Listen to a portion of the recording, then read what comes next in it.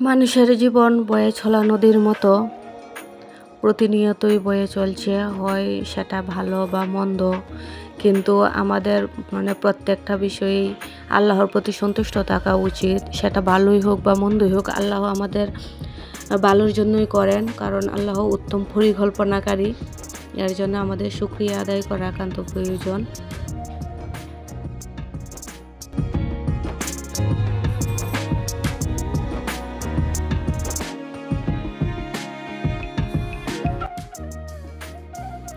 আর আমি এই যে আপনাদের সঙ্গে কথা বলতে বলতে ছাদে চলে আসলাম, কারণ আজকে প্রচণ্ড রৌদ্র উঠেছে। ছাদে অনেক রৌদ্র, অনেক গরমের তাপ, রৌদ্রের তাপ অনেক। আর এই জন্য আমি আজকে মশলাপাতি দ্রুত করে দিলাম। ছাদে দিলে অল্পক্ষণেই এই রৌদ্রের তাপে গরমে শুকিয়ে যায়। আজকে আমি জিরা এগুলো আমি দ্রুত করে দিলাম। আর এই যে দেখেন ছাদে মরিচ গাছ, অনেক মরিচ হয় এখানে। এই আর কি করবো। আর এক পলকে আমাদের বাসার ছাদ বাগানটা আপনাদেরকে দেখিয়ে দিলাম। এই যে দেখেন নিম গাছও আছে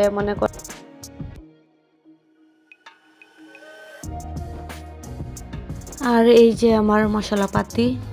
আর আমি একটু নাড়াচাড়া দিয়ে দিলাম এগুলোকে, যাতে তাড়াতাড়ি শুকিয়ে যায়। আর নিচের ছাদে হয় কি যে মশলাপাতি দিলে এই বিড়াল আসে, এই বিড়ালের যন্ত্রণায় নিচের ছাদে দেওয়া যায় না, তাই বাধ্য হয়ে উপরে উঠতে হয়। আর এখানে আপনার অনেক রকম গাছ আছে, আপনাদেরকেও কিছু দেখিয়ে দিলাম। এই যে দেখেন নয়নতারা, তারপর আবার হলুদ গোলাপ। ওই গোলাপ আবার এক ভাবি রোপণ করেছে। ওই ভাবি বলতেছে, আমাকে জিজ্ঞেস করতেছে যে ভাবি আপনার কী কালারগুলো পছন্দ। আমি বললাম যে আমার তো লাল গোলাপই পছন্দ, কিন্তু ভাবি বলতেছে ওনার নাকি আবার হলুদ গোলাপ খুব পছন্দ, তাই হলুদ গোলাপই রোপণ করলাম। আর এই যে দেখেন দুইটা পিচ্ছি, ওরা কি করে ওই ছাদ থেকে এই ছাদে লাফালাফি করে, আবার এই ছাদের বাচ্চারা ওই ছাদে যায়, এরকম আর কি, ভয় নাই। আমার তো অনেক ভয় হয়। আর আমার বাচ্চা, আমার মেয়ে মনে করেন যে ছাদে গেলে বাচ্চাদের সঙ্গে আমি সারাক্ষণ ওর সঙ্গেই থাকি ছাদে, কারণ আমার খুব ভয় লাগে যে হঠাৎ মনে করেন যে অন্য বাচ্চাদের সঙ্গে এরকমভাবে যদি দুষ্টামি করে, অ্যাক্সিডেন্ট তো আর ভলে ক্ষয়ে আসে না, তাই না, যে একটা দুর্ঘটনা ঘটতেই পারে। এই জন্য আমার অনেক ভয় হয়। এই যে দেখেন তারা লাফালাফি করতেছে, রোদ নাই, বৃষ্টি নাই, তারা ওরা ছাদে আসবে, এই অবস্থা।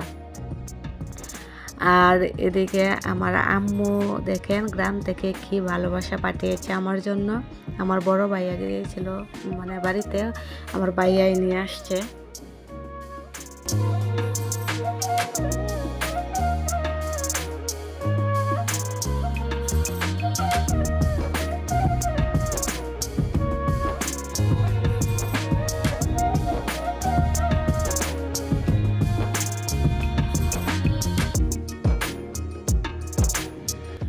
আর এই যে পুঁই শাক, বিলাতি ধনিয়া পাতা, আর বিশেষ করে আমার ছেলের শরীর খারাপ, ওর রক্তের সমস্যা, এই জন্য আমার আম্মু রক্ত কমে গেছে আর কি শরীরের। এই জন্য আমার আম্মু কী করছে, একদম কচু রান্না করে কচু শাক দিয়ে দিছে নাতিনের জন্য। এটাই হয়েছে নানিদের ভালোবাসা। আর এই যে দেখেন একদম দেশীয় চিকন চিকন লতি, এগুলা আবার ছোটো মাছও দিয়ে দিছে। অনেক ছোটো মাছ দিয়ে এই লতিগুলা রান্না করার পরে যে দুর্দান্ত স্বাদ হয়, আপুরা আপনাদেরকে কিন্তু লোভ দিচ্ছি আমি। খুবই সুস্বাদু। আর এই যে দেখেন এই পুটলিতে কি আছে, এই পুটলিতে এই যে ছোটো মাছ, বড় মাছ, তারপরে দেশি মুরগের গোস্ত, এগুলাই দিয়ে দিছে। আর বিশেষ করে এই কাপড় দিয়ে পেঁচাইয়া দেওয়াতে ভালো হয়েছে, দূর থেকে আসছে তো ওইটার বরফটা গলে নাই, নিচে পানি উপরে নাই, একদম ভালোই ঝরঝরা ছিল মাছগুলা, একদম টাটকা ছিল। আর মনে করেন যে নতুন পানির মাছ, দেশীয় মাছ, খেতে অনেক সুস্বাদু ছিল। আর এই যে নারকেলও দিয়ে দিছিল। আর আমার তো পুলি পিঠা অনেক ফেভারিট, নারকেলের পিঠা, ওইটা আবার আমি তৈরি করেছি, খুবই টেস্টি হয়েছিল। আর এই যে দেখেন শাক পাতা সব কিছু এখন আপনাদেরকে আরেকবার একটু দেখিয়ে দিচ্ছি। আর ওই দিক দিয়ে আমার ভাই আবার বাচ্চাদের জন্য ফল টল নিয়ে আসছিল অনেক রকমের।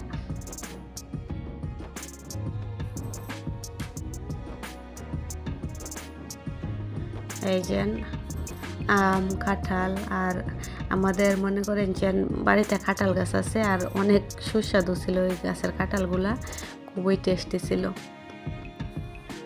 আর এই যে আমি খালাকে দিয়ে নারকেল কুড়ানি দিয়ে কুড়াচ্ছি। আর খালা বলতেছে যে না খালা আমি তো এগুলা পারি না। আমি বলতেছি যে আরে পারবেন দেখেন, বলতেছে আমি তো এগুলো আর করি নাই, মানে নারকেল কুড়ানি পারে না নাকি, পরে খালাই করলো।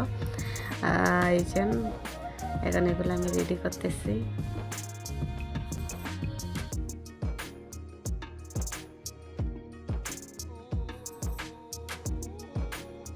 আর আপনাদের আমার ভিডিওগুলো যদি ভালো লেগে থাকে তাহলে প্লিজ আমার সাথেই থাকবেন, অ্যান্ড আমার একটি ভিডিওতে আপনারা লাইক দিবেন, তাহলে আমি নতুন নতুন ভিডিও করার উৎসাহ পাবো।